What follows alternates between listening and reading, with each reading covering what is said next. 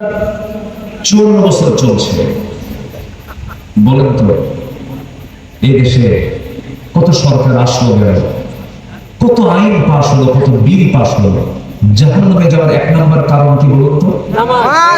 নামাজ না পড়া। নামাজ যেন জাতি পড়তে পারে, নামাজ যেন জাতি পড়ে, এর জন্য প্রশাসনিক ভাবে নামাজ কায়েম করা, নামাজ এর বিধান সমাজে চালু করা, এটা আল্লাহর পক্ষ থেকে সুন্নাহ হুকুম না ফরজ হুকুম? জোরে বলেন কি হুকুম এটা? কোন সরকার এটা আমার দেশে প্রতিষ্ঠা করছে? কেউ করে না, সরকারি না। কেউ না। কারণ আমার আগে কি মোহাম্মদ লেখা বাদ আছে? না। হাজি লেখা বাদ আছে? না।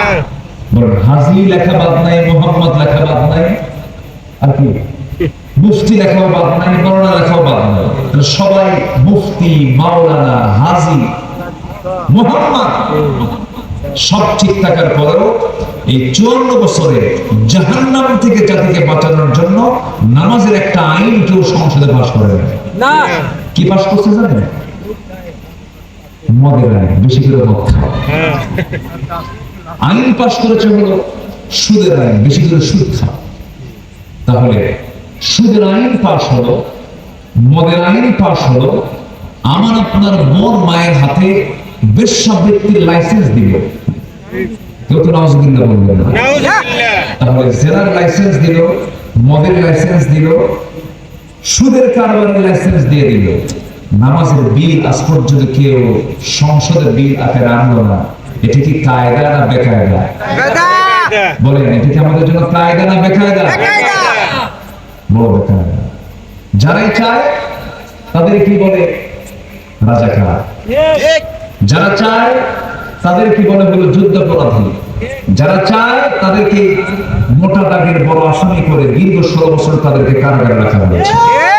আস্তে কম কেন, জোরে কম। ঠিক রাগ করতেছেন নাকি আপনারা? রাগ করলেও কোনো যায় আসে না, জেল খাটছে না, ঠিক এসে কথা বলতে হবে। বলেন রাগ করতেছেন নাকি? রাগ করবেন ভাই। শোনেন, আমি দরদ নিয়ে কথা বলছি। আমি আওয়ামী লীগ বুঝি না, বিএনপিও বুঝি না, জামাত ইসলামী, জাতীয় পার্টি, যে দলে করেন সমস্যা নেই। আমার কথা হলো যে দল আমাকে জান্নাতে নিয়ে যাবে সেই দল আমাকে করতে হবে। সম্পর্ক কিছু দূরিয়ে শেষ না, আমার বন্ধু সেই হবে যে আমার আখিরাতে কাজে লাগবে। আমার দল সেটাই হবে যে দল আমাকে জান্নাতের দিকে নিয়ে যাবে। আমার কথায় কি কোনো ভেজাল আছে? কি অসুবিধা? না, দোয়া করে দেবেন। লাফা উঠছিল মাইকের সামনে, একটু মনোযোগ দিয়ে শুনুন। আমার নবীজির সময় আবু জেহেলের কোনো সমস্যা করছে না। আবু জেহেল মুহাম্মদ সাল্লাল্লাহু আলাইহি ওয়াসাল্লামকে বলল, মুহাম্মদ শোনো,